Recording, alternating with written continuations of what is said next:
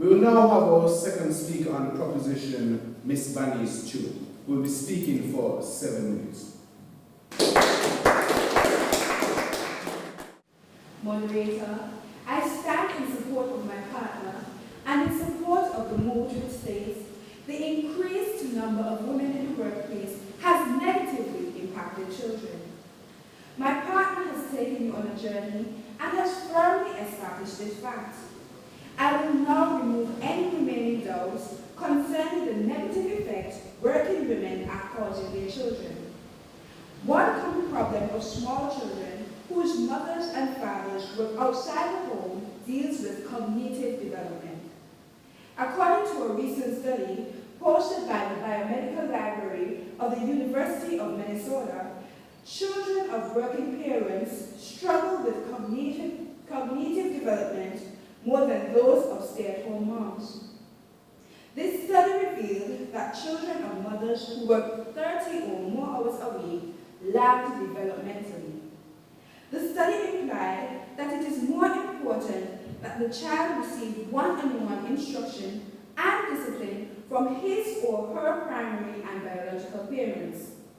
Moderator, children benefit more from direct instruction and attention in the home. Another article on this topic was published in the Boston Globe in July of 2002.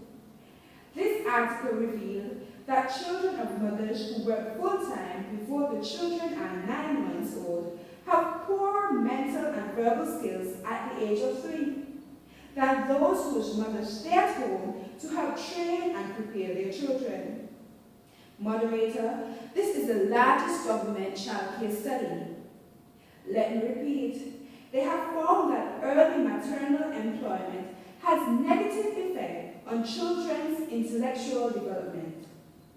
Listen to what one of the authors of the study, Jane Waldfogel of Columbia's School of Social Work, had to say. I think moms and dads have to balance a lot of different considerations, but if it is all possible for mom to stay home longer or go back to work part-time in the first year, that may be good. Children of stay-at-home moms do have the upper hand. They are able to receive one-on-one instruction from a They are able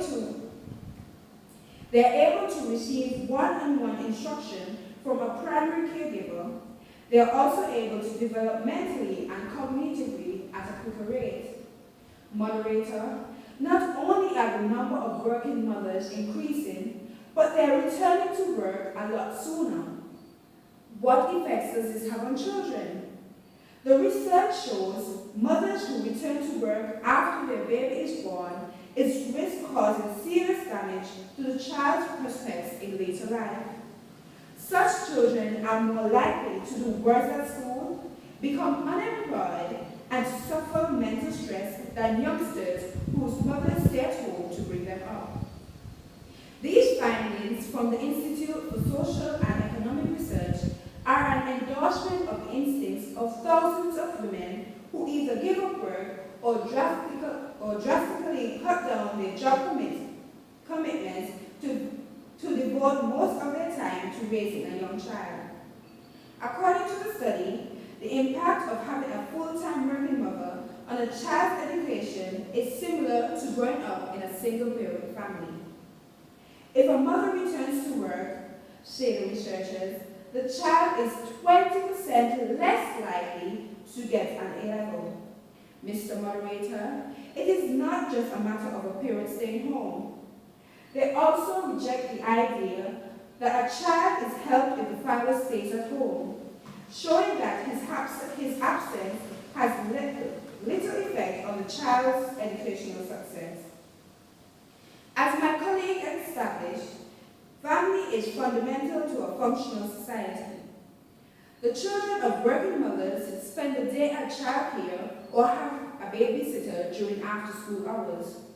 Also, time spent at work means giving up family time.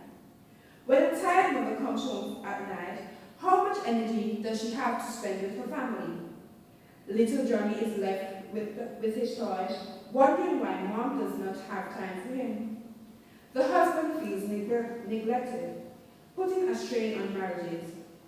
Is this the environment we want to grow up in? Is this environment beneficial for the children? No, Mr. Moderator. In conclusion, the research that the children between 1 and 5, whose mothers worked for the longest periods, tended to have lower educational attainment, greater risk of unemployment, and a greater risk of psychological distress. The increased number of women in the workplace has negatively impacted the children.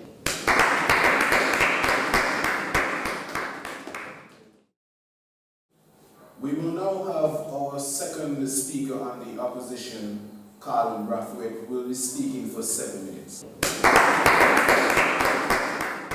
Madam Moderator, I stand in support of my partner and in opposition to the move, which states that the increased number of women in the workplace has negatively impacted children.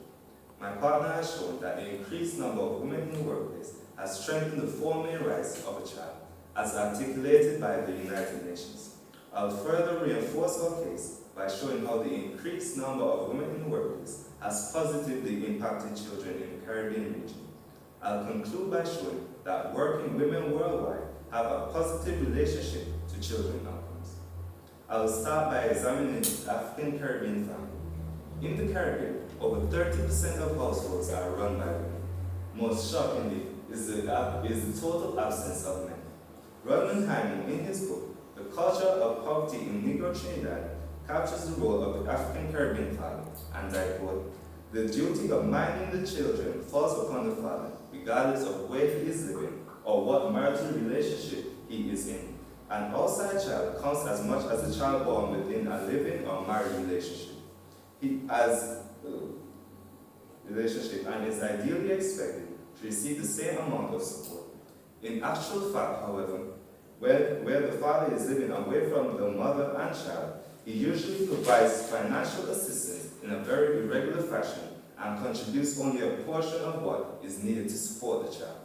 Who is to provide food for regular meals? Who is to provide books and supplies for education? Who is to provide positive role models for sons and daughters? Mr. Moderator, let us continue by examining the literature, as noted in an article by Terry Ann Brown in the Trinidad Guardian. Today's men all still have all the expectations with regards to their wives' duties as the men of 40 years ago. They expect all their needs to be met. They want and expect a homemaker, a mother for their children, along with her performance of the required night shift duty, despite the added burdens, responsibilities, and changing roles. This cycle needs to be broken for the advancement of our society, and most importantly, for the benefit of Caribbean children. Boys are becoming marginalized in the Caribbean due to a lack of positive male role models. Girls are suffering from a lack of successful women from which to emulate. Women being unemployed make them more dependent on men to make ends meet. This dependency on men makes it difficult for women to assert their independence, and hence the passing on of negative Caribbean stereotypes to their sons and daughters. There may be issues faced by modern Caribbean families, but let us not be fooled. These issues are not caused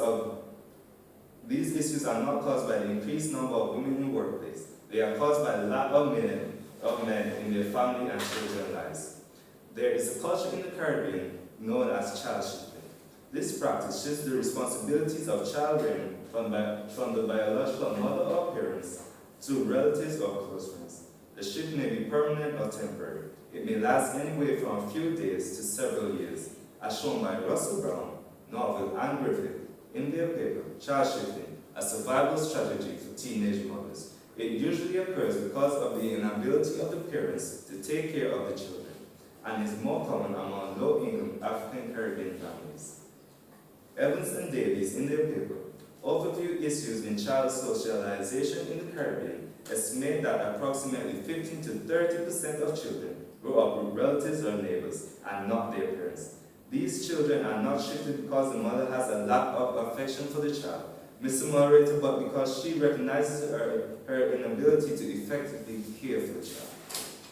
What are the effects of shifting, Mr. Moderator? The effects of mother-child separation were published in the British Journal of Medical Psychology. The authors of the study found that, and I quote, A significantly high proportion of delinquents has suffered prolonged separation from their mothers in the first 5 years of life. Among these delinquents, there were a number who were unable to make a permanently, mutually satisfying relationship with others. End quote. Mr. Moderator, as more women enter the workplace, their financial situation increases. Occurrences such as child shifting will be drastically reduced. Children will have more time to bond with the mother. Mr. Moderator, the increased number of women in the workplace is positively affecting children. Finally, Mr. Moderator, these findings do not apply only to Caribbean children. Research on the determinants of schooling, as shown by Berman and Knowles in their paper that appeared in the World Bank Economic Review, almost always shows a positive association with the level of household resources. Similarly, in a paper by Jiran Sami and Malati entitled Impact of Programs on Fertility and Gender-Specific Investment in Human Capital of Children in Rural India, found that the chances that a child is enrolled in school as well as receiving medical care are positively related to asset ownership by the mother. Similarly, Thomas, the distribution of income and expenditure within the household, found that household budgets for education, health, and housing rise with the amount of shared ownership income under the control of the mother. The research clearly shows a strong link between the increase in the number of women in the workplace and the positive impact on children. Team Montserrat therefore stands resolute in opposition to the move. The increased number of women in the workplace has not negatively